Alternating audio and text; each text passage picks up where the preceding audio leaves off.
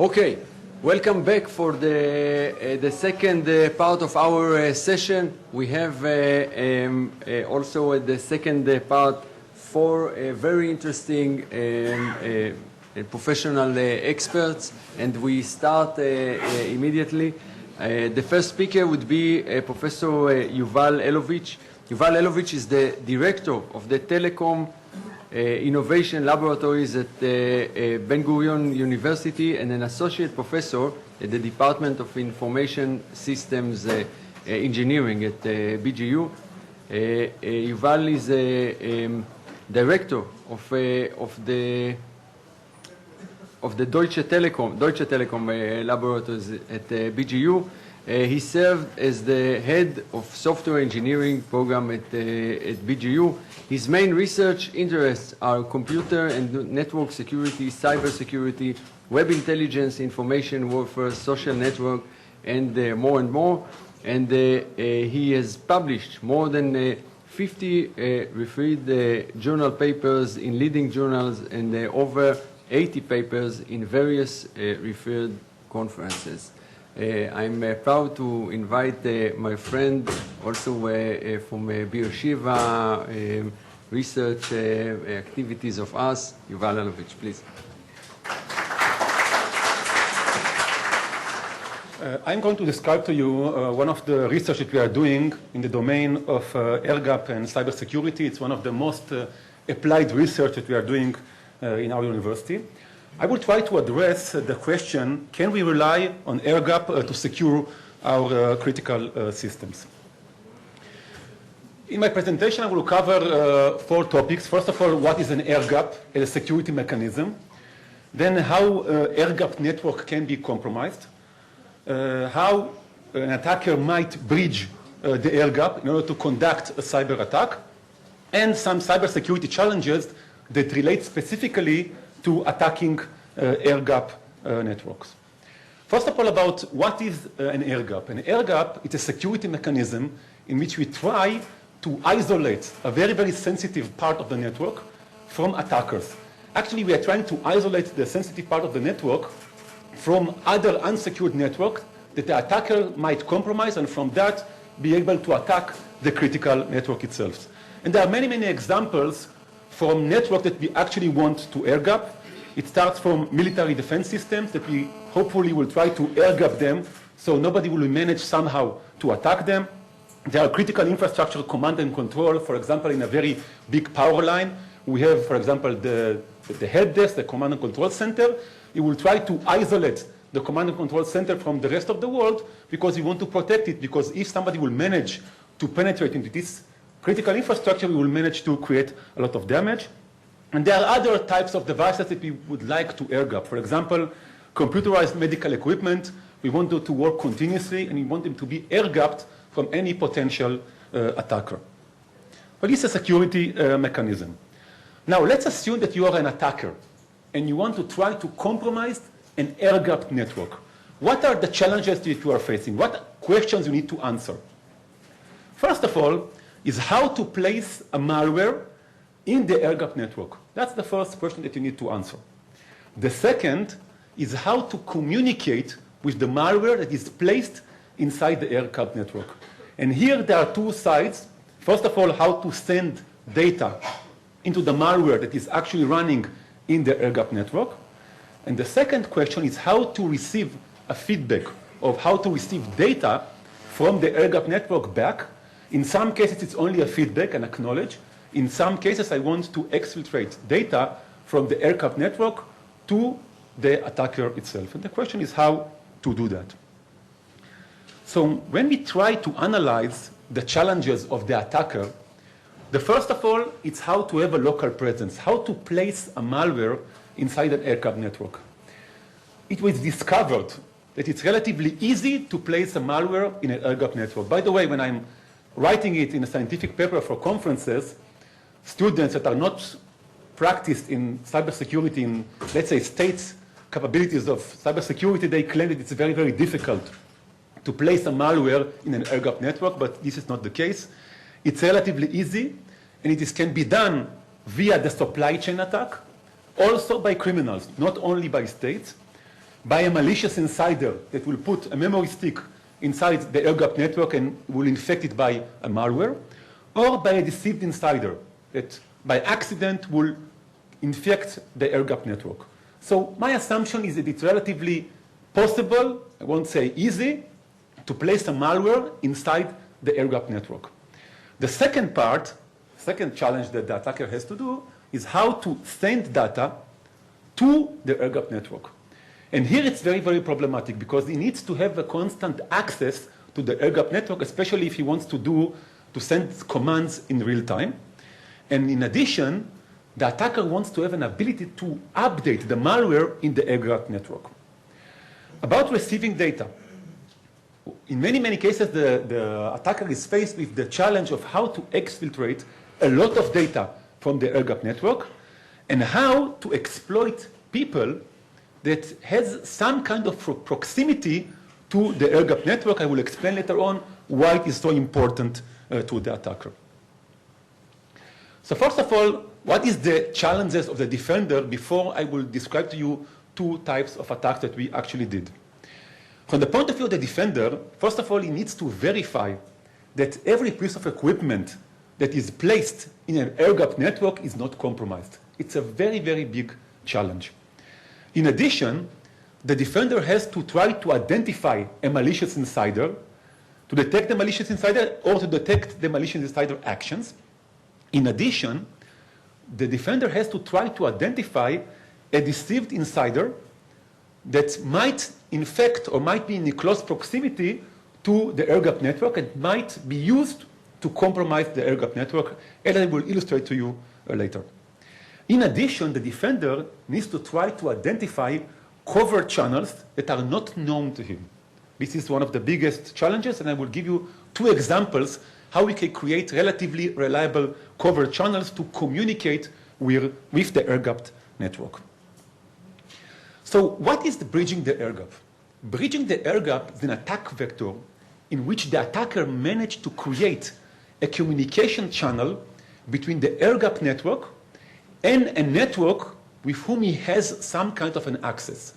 Usually what the attacker tries to do is to connect the air-gapped network to another network where he managed to have some kind of a control, and via that unsecured network he can communicate with the air-gapped network. The main objective of the attacker is to try to bridge the air gap without using any additional hardware. That's the optimal solution from the point of view of the attacker. And the question is how to do that. So if I will try to map what the attacker can do. The attacker, first of all, can do two things. He can use the existing sensors in order to receive data. So in the air gap network, there are computers. The computers possess different sensors. What the attacker can do is to connect his malware to these sensors and via these sensors to try to receive information outside the air-gap network, and I will explain how it can be done. And I distinguish between two types of actions that the malware may do. It might use an active action to use the sensors to receive data, or it can do it passively. What do I mean by passively? It might happen that there is a sensor in the air-gap network that collects information, and passively I can also piggyback on this collected information to receive information from the external world. Another possibility, if the attacker wants to send data from the air-gap network to the outside world, he can use devices that already exist in the air-gap network to send data out. He can do it either actively or passively, like Eran Tromer described before. Now, I will give you two examples, very, very briefly, because I don't have a lot of time, of research done by our students to try to bridge the air gap. Each example describes one direction of sending data either to the air gap network or from the air gap network to the outside world. The first example is bridging the air gap via air conditioning system. The idea here, by the way, this research was led by my PhD student, Israel Mirsky. The goal of this attack is to infect the host computer, one of the host computers inside the air-gapped network. This malware, in fact, is going to read the temperature in the environment using, for example, the CPU temperature sensor that exists in any PC computer. In addition, during this attack, we are going to compromise the air conditioning systems. And there was an example in the internet that somebody managed to compromise the air conditioning system of a very big facility of Google. And via this compromised air conditioning system, we will be able to manipulate the temperature inside the room. So actually what the attacker can do is to manipulate the temperature from the outside world, and using the air that's supposed to protect us, because we talked about air gap as a security mechanism, using the air to send data into the computer via the temperature sensor, and by that to be able to send command to the air-gapped network. In this case, I would call it active. Why? Because our malware had to read the temperature sensors actively in order to receive the data. So from my point of view, we didn't piggyback on an action that was done periodically inside the computer. So just to illustrate what actually we did, attacker has a command and control server. The attacker via the internet attack the central air conditioning management unit. Via that system, he can manipulate the temperature also in an air-gapped network. The temperature sensors on the CPU reads the environmental temperature, and you can see here in the graph the raw measurements that were taken by these specific sensors. Recently, we identified additional temperature sensors that are much more sensitive. In this case, see the sensitivity is only 1 degree, so we can read the temperature on the CPU, and we can influence it by changing the temperature in the room using the air conditioning. By the way, the biggest problem with this research was human being entering and leaving the room. So the perfect solution was done when people were not inside the room at night. When people are entering and leaving the room, we got many false bits, which forced us to use special coding techniques to fix the mistakes. So in this case, the user is really not needed. What was the bit rate? Sorry? What was the bit rate? The bit rate is very, very slow. We managed to send several bits per hour. You can see it here. It was around in half an hour, we managed to send 5-6 bits. It's enough to send the command, for example, to destroy a system. In this case, you can see in the bottom of the graph, we have a preamble that signifies that we're actually sending something, 3 bits for the command, and then we managed to send, for example, an encryption key telling the system to encrypt everything inside the air-gapped network, for example. So it's a very, very low bandwidth channel. On the other hand, at least when people are not in the room, very, very reliable. And as we can see, use the air to send data. So what you see in the top is the actual readings from the sensors. Here we can see when we smooth the actual signal. And in the bottom, you can see the mapping of the signals to actual bits that were used to instruct the malware to do some kind of an action. So in this case, we illustrated how an attacker can actually send a command to the malware running in an air-gapped network. The second example is bridging the air gap via radio frequencies. In fact, this is a work in progress because we saw a lot of potential to this type of attack. What we actually did here is, first of all, to infect a host in the air-gapped network, again with a malware, where the malware is using the graphic card to create FM signals. The FM signals are actually created by the graphic card. The biggest challenge was how to exploit the graphic cards to create FM signals in a way that will not be noticeable on the user screen. So the user doesn't see anything, any fluctuations, and we still managed to use, as I said before, an existing device, which is the graphic card, to create the FM signals in order to send data out of the air-gapped network. In addition, what we did here, we compromised a mobile phone. Back then it was the S4. And we also, by the malware in the S4, let's say, convinced the mobile phone that actually the antenna is connected. If you remember, at least in the S4, I don't remember if in the S5 there is such a limitation. You need to connect the earphones in order for the FM radio to work.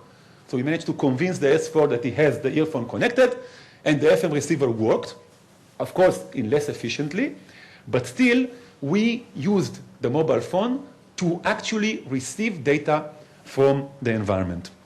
So in this case, the graphic card is an existing device for creating the signals and for sending data out of the air gap network. And actually, we actively used this device to send the data. You can see what actually we managed to achieve. What you see here, it's our lab, our cybersecurity and Deutche Telekom laboratories.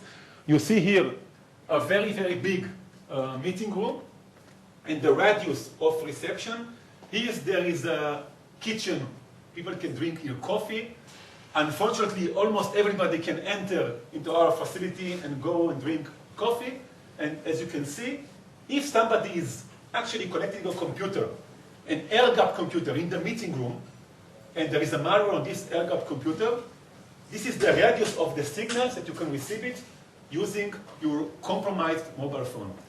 In our case, what we try to check is how much information the cleaning lady, we track the cleaning lady in all our offices to check how much information she can collect while cleaning all the offices. It was very, very intriguing to see how much she can collect, even if you don't let her to enter into rooms where confidential information is actually being presented. And as you can see, in many, many cases, it is possible to access data in an air-gapped environment from public locations.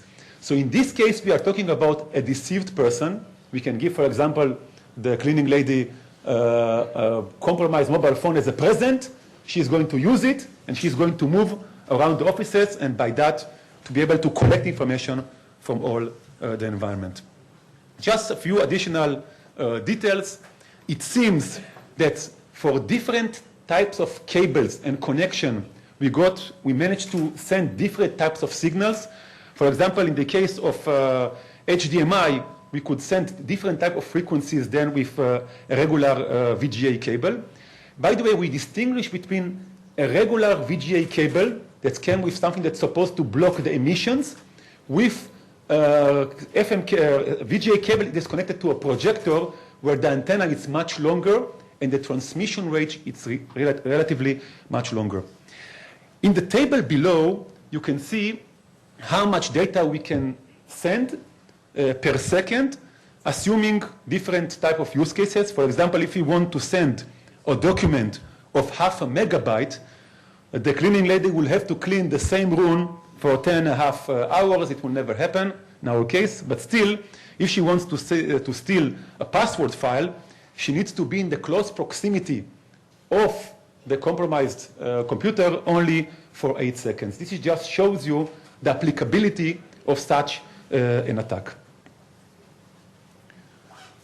To conclude, I want to talk about several cybersecurity challenges that relates to air-gap network. First of all, the biggest challenge is how to detect the existence of a cover channel that we don't know about their existence. For example, if nobody knows about the fact that you can create FM transmissions via the graphic card, it will be very, very difficult to detect something like that unless I'm specifically looking for several emissions from the computerized system. The second challenge is coping with the Internet of Things and especially wearable devices. For example, today I can't bring anymore my advanced watch to secured areas. I have to leave my watch also outside because this watch communicates with my mobile phone. But what about coping with future implanted devices? For example, my father has a simple pacer, but advanced pacers has wireless capabilities. So you read in all the movies about attacking person and killing the people with the pacer. I think it's a huge mistake. We need these people.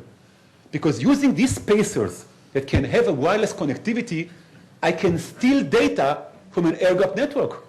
I just need to create the right signal that will send data to the pacer, and then my father is going to come to the doctor and bring all the data that was collected all the day. The doctor computer can be compromised, and from that I can steal all the information from an air-gap network. I don't expect people to be obliged to remove their pacer when they enter into a compromised network. This is definitely a very, very big challenge for the future. That concludes my talk, and thank you.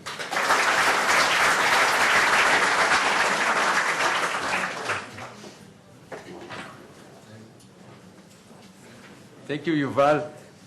I can say that in every lecture of Professor Elovici, it's new and amazing of the ideas that bring us from our daily life to the academic challenges.